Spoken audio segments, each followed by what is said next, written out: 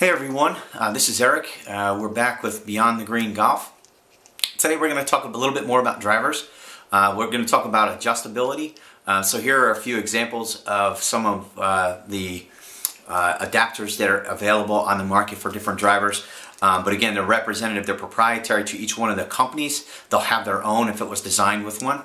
And this way, you can kind of get an idea that there are some different shapes and they're not really so interchangeable, because sometimes that becomes a question for some people. So anyway, the long and short of it, what do they do? You hear the fact that some are adjustable 2 degrees more strong, 2 degrees weaker, half a degree. Sometimes you can open the face, you can close the face, lots of different things. But in the end, this is a rough sort of generic representation of what all of these adapters will do. So here I have a basic glass, and I have an old piece of shaft that I took from the garage. And at that point, if we put it inside of this would be representative of the actual adapter, and this being the actual shaft. You'll notice that the shaft leans. All right, so again, this is a real, grandiose example of it. So what happens is, if this is hard mounted, right, and then we rotate it, you can see that the leaning would change how the golf club would sit. Right? You can see how it's now leaning backwards. All right, so as you rotate that in 360 degrees, it'll have an influence on how the club itself is going to sit. So when it comes down to it and the shaft is leaning this way, that might actually de-loft it. If it's the opposite way, it may actually add a little bit of loft, okay? If you change the representation to the side, that could make it a little bit on the flatter side. This could make it a little bit more on the upright side to potentially help with some direction versus, loft, which is pretty self-explanatory, potentially hitting it a little higher or lower. So again, the advantages of something like that is if you're in between, and you're playing a 10.5 degree driver and it needs to be just a little bit lower. So with that, the adjustability, you can make it a little bit lower for that person to launch it either, again, to get the most out of it, the most amount of efficient ball flight.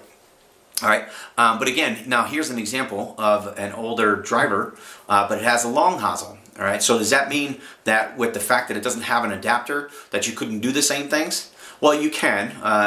These types of drivers with these long hosels like I'm depicting here, they've actually been able to be adjusted as well. But again, what you find is that there are not a lot of club makers out there that are willing to do that sort of thing. Titanium has some flexibility, but it's not nearly as much as you get with an adapter of 2 degrees. You might be able to adjust them maybe 1 degree flat, 1 degree upright, something along those lines.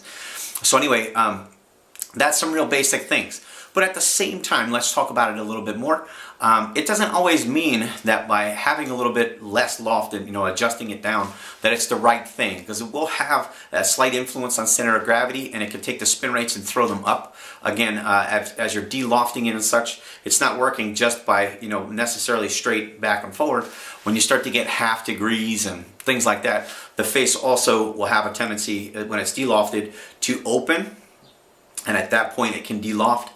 And most of them, as it closes, it will, add loft, which is a little counterintuitive to what you would maybe think from a common sense perspective, but that's realistically what happens. So again,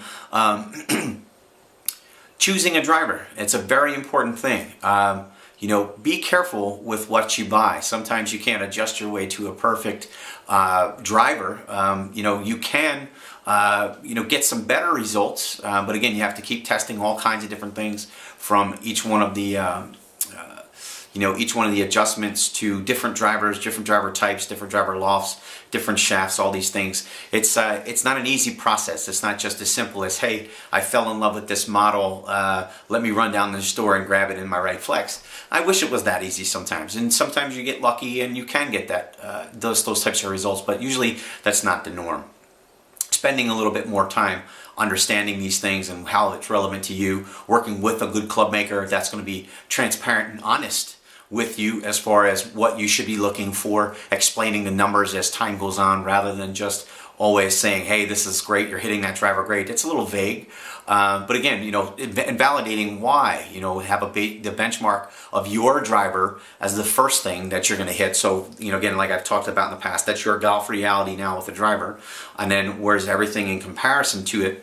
Is it better or worse? Do you see some differences in the numbers enough to be able to validate a purchase? Okay, again, test everything. Test, test, test, test, test. And if you don't find something that's better, don't buy it. It's a huge part of the industry. It's a huge part of being able to get the right equipment. Because once you make the right adjustments, it'll be hard for you to get a good driver out of your hands. Well, hey, anyway, that's some pretty sound advice. We're going to keep right on going with some other aspects of drivers as well. I hope you guys had a great day, and we'll talk again soon. Take care.